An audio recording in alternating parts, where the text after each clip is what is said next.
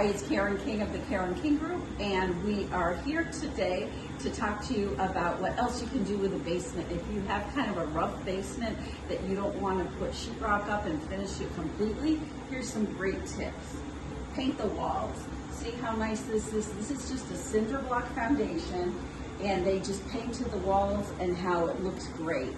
They have not put any trim here, you don't even need to.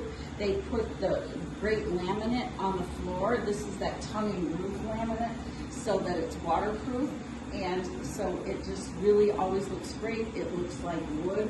You'll notice they didn't even put a ceiling up, which you don't need to have, but they embrace the brown that they have. Some people might want to paint it depending on what look you want. If you want a more formal look, you might want to paint it white.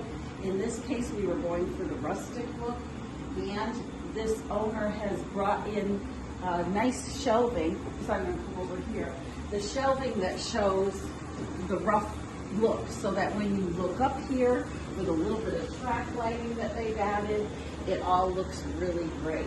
And the last thing I want to show you is a lot of people have full walls coming down into the basement.